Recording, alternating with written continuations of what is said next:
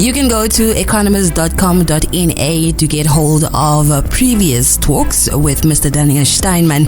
That is, of course, EconoChat Let's Talk Business with Mr. Daniel Steinman right here on the Power Station Energy 100 with myself, Elsa Vitivingani. We are talking inflation and interest rates, and the question is a worldwide recession coming? Mr. Daniel Steinman, there is, of course, when you have to answer that question, we also need to consider disruptions.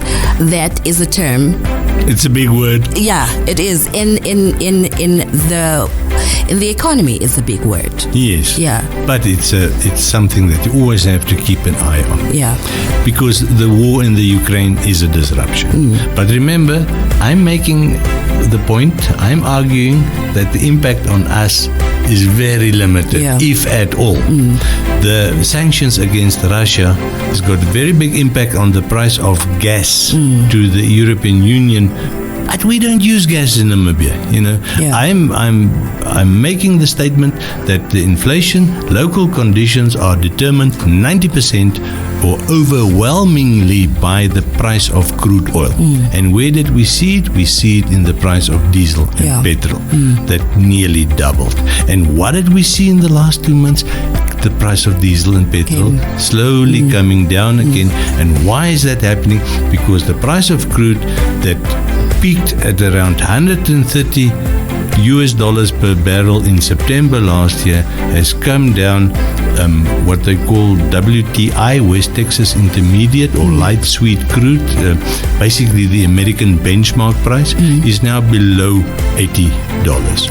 And Brent oil, North Sea oil, the one that we use, is, when I checked last, it was $82. So you can see there's a massive difference between $130 and $80. You know, it hasn't halved, but the point is that the price of various types of crude oil, they have normalized, or they are in the process of normalizing. And what I said earlier, the very serious increase in prices happened after the restrictions of COVID-19 were lifted.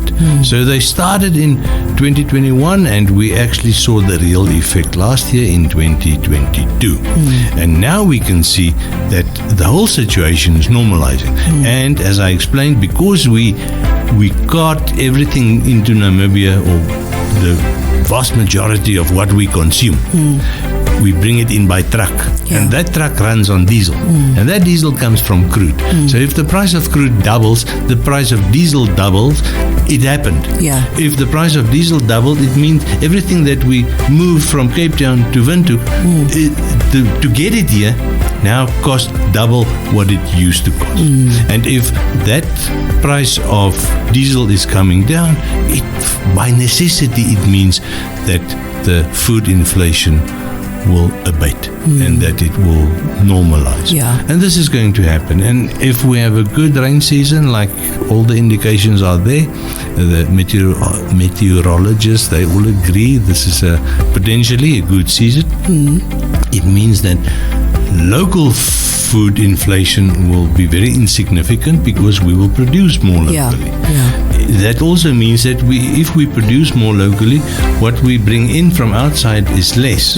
Not very much, but it does make a difference. So in total, if you look at the overall picture, the dependence on transport diesel will be less this year, and the price will come down. I'm 100% sure of it. And we will see, I hope, we will return to inflation of about 4 to 4.5%. Remember, the average annual inflation was 6.1% for 2022. So this is very high. I think it's the highest in about 18 years. And I expect inflation during this year to come down to about 4.5%. We're talking now on average, not monthly. And then in 2024, maybe 3%, unless some stupid nut goes and invades another country. This is typically of a disruptor. A disruptor is something that you don't expect. Yeah. So nobody expected the stuff in Eastern Europe to happen.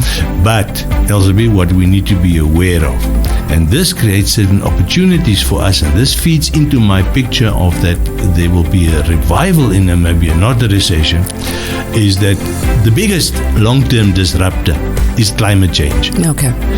And the reason why I say it is to our advantage is because we're already dry. We live in a desert. We're already suffering.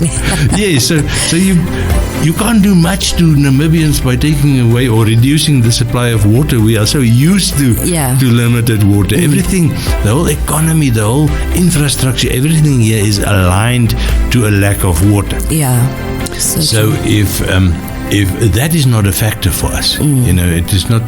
But climate change has a very, very big impact, and it's a continuing impact on relatively wet countries. And so the green hydrogen bandwagon, at this stage I'm calling it the bandwagon. Okay. But the whole green hydrogen movement, momentum, is creating opportunities for us that from this point where it's not very developed yet, I get the impression that we are going to reap enormous benefits from local green hydrogen production. So climate change is not all that bad for us. Yeah, definitely not. And that's why we can also see how leaders are starting to, really try to sit down with the president, His Excellency Hage Geingob, and to discuss green hydrogen.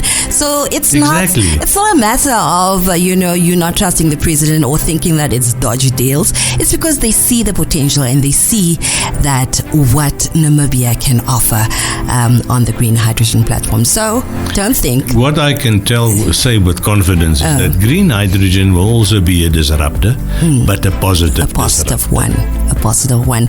And on that note, let's end this talk with that positive note until we meet again next time. Thank you so much for keeping it locked to the Power Station. From Elsa Timiani, I say goodbye.